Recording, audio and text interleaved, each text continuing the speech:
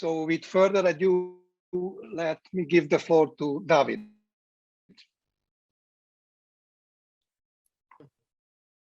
Good afternoon, everybody. David, are you with us?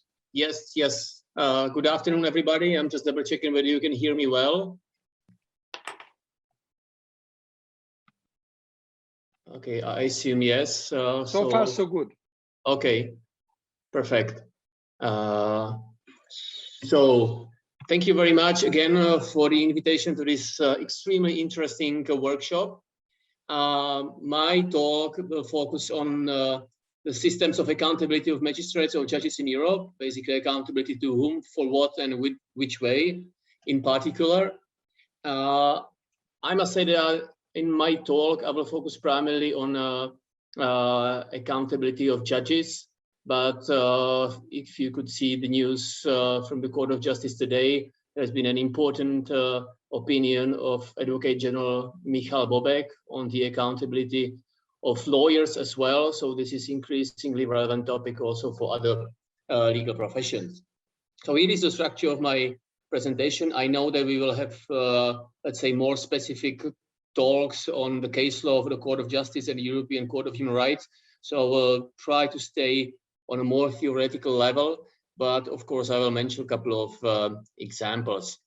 So basically, the major puzzle is how or in which way, by whom, for what, and how much civil law judges are or should be held to account.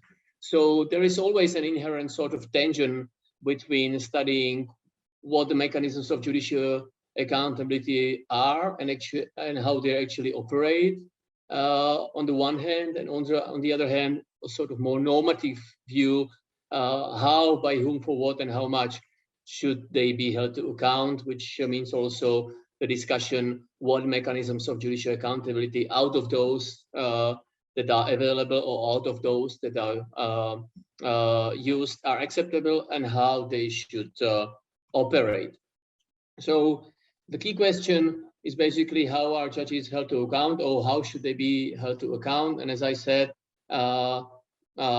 this must be studied, and all this big question must be unpacked or divided into smaller questions. Otherwise, it's becoming, too complex and analytically very messy. So we need to focus on by what mechanisms are judges held to account, who holds judges to account, for what, and how often, how severely. This is all contextual, and as I will show, it varies from one country to another how they set up their mechanisms of judicial accountability. And only recently, the Strasbourg and Luxembourg courts entered into this area and tried to somehow, at least a little bit, unify the standards, which is in a sense also a domestic judicial design by supranational courts.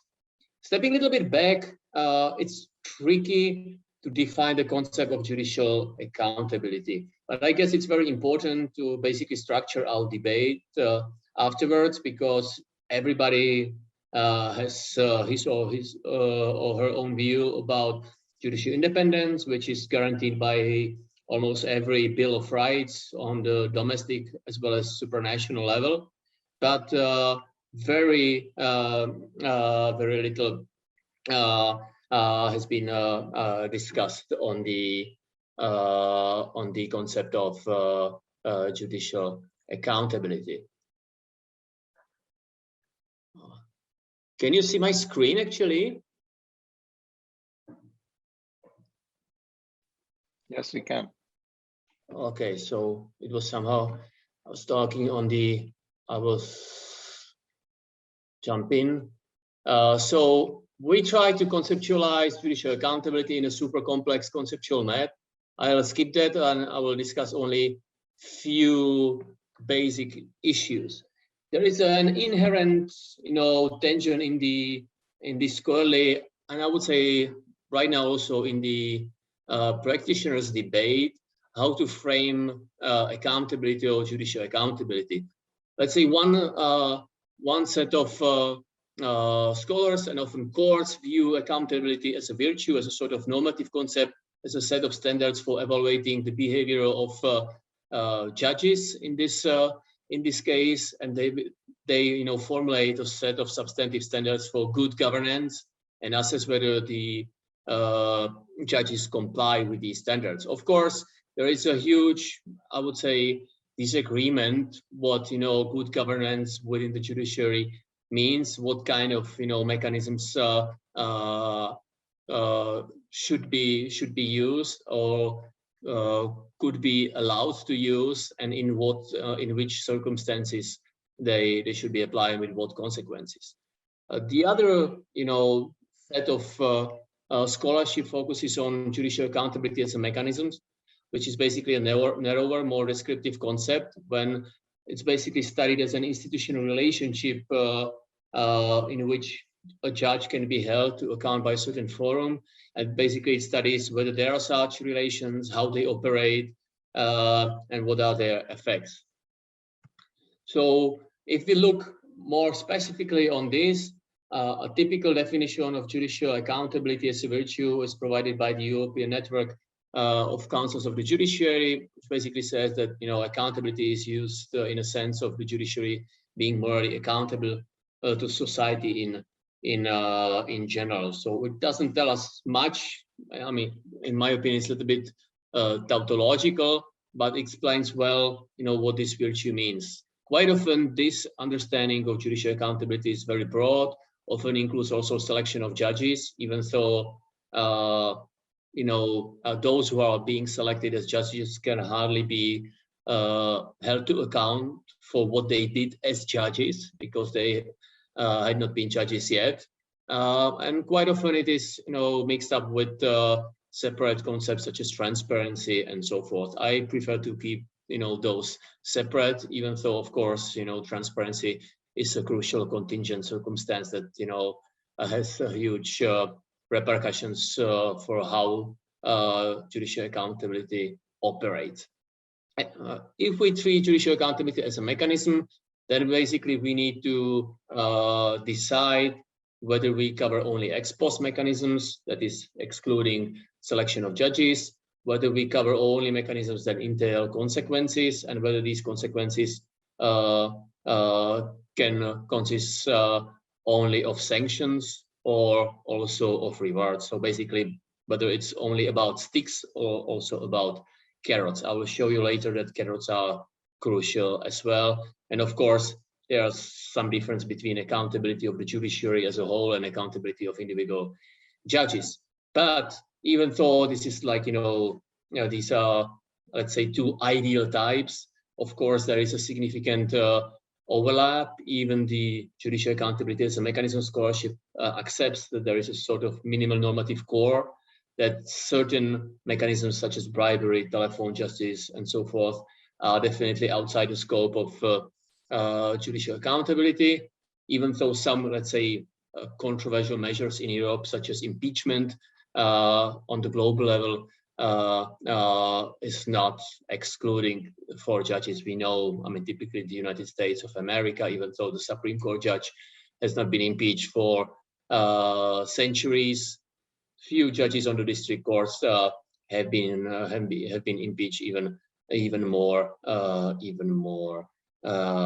recently. And of course, if the consequences in the definition of judicial accountability as a mechanism include also reputational consequences, then the difference between these two conceptualization of judicial accountability are minimized. So just briefly, I would like to remind the specifics of judicial accountability, because typically if you're working in business, if you don't like someone's performance, you can basically move him to another position or fire him. I mean, that's a simplification, of course, but it's far more easier than in the context of the judiciary, where this typical technique, removal from office, is available only in a very narrow set of circumstances.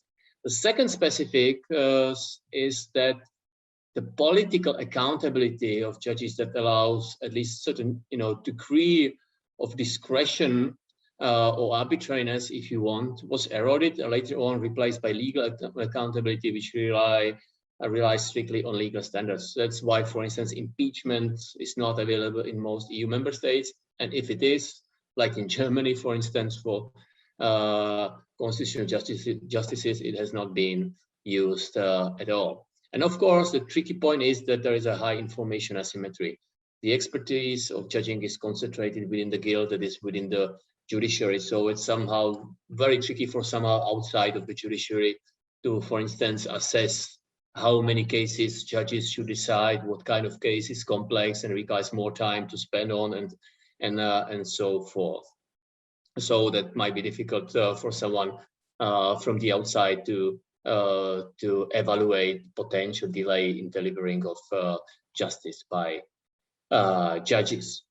So here are the 6 questions. Who is a judge? Sorry, it's ad hoc judge, but I mean, of course, there are differences between constitutional court judges and general court judges. For constitutional court judges, we, for instance, accept that they serve only for a limited term. In some countries in Europe, this term can be renewed, so they can be basically reappointed, which is a problematic point for ordinary court judges. For ad hoc judges, it's different. For lay judges, it's different as well. To whom are judges accountable? That's a long list of actors. It might be the executive, it might be the legislature, it might be the judicial council, judicial promotion committee. Sometimes judges are accountable to court presidents or to other bodies, sometimes even informally, for instance, to judicial associations that might indirectly decide on promotion of judges. For what are judges accountable? We need to decide between decisional accountability, which is the most controversial, and then the behavioral accountability, which concerns both the behavior of judges on the bench and off the bench. Then we need to study the mechanisms, basically to through what processes are judges accountable, by what standards, and with what effects. The tricky point, again, is that we also need to be aware that it's not only what the law says about holding judges to account, but we need to focus, and I would say not also, but primarily on how accountability mechanisms operate in practice and also in formal rules. Because we might know that, you know, in some countries, like, let's say, the United Kingdom, there are many, let's say, obsolete, problematic, you know, mechanisms of judicial accountability on the books, but they are not used at all, or they are used with caution, even without, you know, some written rules. On the other hand, if we, for instance, look on the, let's say, Romanian reforms that will be discussed later, I guess it is very different if we look on if you look at how these you know, mechanisms are used in practice rather than on paper. Sometimes, you know, court presidents might play a crucial role, even though, I mean, in disciplining of judges, even though the Ministry of Justice was supposed to play that role, and we need to focus on this as well. And of course, we need to study the informal judicial accountability mechanisms that might include all sorts of tricks used, for instance, by Jaroslav Kaczynski, such as golden parachutes or forced vacation of vice president of the Polish Constitutional Court, benching judges, and so forth. So these are mechanisms that are very difficult to grasp when we focus only on formal rules. We need to know that, of course, accountability might entail several negative phenomena. We, I guess, all know abusive judicial accountability. The problem here is that basically judicial accountability mechanisms can be abused. But there is also judicial accountability avoidance, simulating judicial accountability, output perversions of judicial accountability when we focus on quantitative output rather than the quality of justice, or selective judicial accountability where certain principles, sometimes even court presidents, go after their critics and they leave their friends to live without any trouble and bigger pressure. If we look at the mechanisms of judicial accountability, there are tons of them. even if you look only at sticks, it might, range from impeachment, retention, disciplinary motions, complaints, reassignment of judges among panels, relocation, demotion, civil liability, criminal liability. We will focus on some of them in the hypothetical case studies. The carrots are also numerous. Some mechanisms might be used as double-edged swords, both as a carrot and as a stick. That might be case assignment, judicial performance evaluation, and in some countries even volatile salaries, even though that might be problematic. The countries I know most, if you look at, for instance, the Czech Republic, I intentionally here, leave aside Poland, Romania, and Hungary. You can see that there are a lot of mechanisms of judicial accountability, and they have even changed in the meantime. The same applies to Slovakia, where, for instance, the retention for new judges, this so-called Richter auf Probe concept, has been used in the first decade of the independent Slovak Republic. Later on, it was abolished. Right now, we can see that the amendment to the Slovak constitution also wants to introduce the new crime of judges, basically of twisting the law. So you can see that there are even good faith attempts, even though, let's say, quite problematic to hold judges to account based on the recent scandals concerning judicial corruption in Slovakia. If we look very briefly on Poland, I think it's good to mention some of the more specific techniques that have not been that often discussed, and that are, I guess, very difficult to challenge before any court, either domestic or supranational. That doesn't apply to abusive disciplining of judges, which can be challenged, and we have seen, the challenge before the Court of Justice regarding the composition of disciplinary chamber, and also regarding the other aspects. But for instance, the golden parachutes, that's the example of resignation of Andrzej Wrobel, Justice of the Polish Constitutional Tribunal. That's only about the integrity of judges, as Tomáš suggested earlier on, because this is something that is extremely difficult to eradicate by legal standards. The same applies to benching judges or for forced vacation of judges. That is very tricky and very insidious measure of holding judges to account that is highly problematic, and we need to find ways how to challenge that effectively. So in the end, if I may, I would like to wrap up. I think we need to take into account that context is everything. That is, we need to focus also on the political environment, the use of these mechanisms in the past, and so forth. We need to take also into account the cumulative effects of certain measures, because one measure may not in itself be that problematic. But as, for instance, Advocate General Michal Bobek mentioned in his opinion concerning Romanian judicial reforms, the cumulative effects of these measures, the timing, and so forth, they make clear what these reforms were after. It's a sort of chess game scenario. We also need to understand that sometimes we learn only ex post whether something was abuse of judicial accountability or not, especially when the new legislative norms are adopted, and we need to find ways how to challenge that at this stage. And of course, again, I would like to stress that it's crucial to take into account the informal rules that are often invisible, insidious, and extremely difficult to challenge, but they are necessary in order to understand how accountability of judges operates in a given country. So I would stop at this point. Thank you very much for your attention. I'm looking forward to further discussion.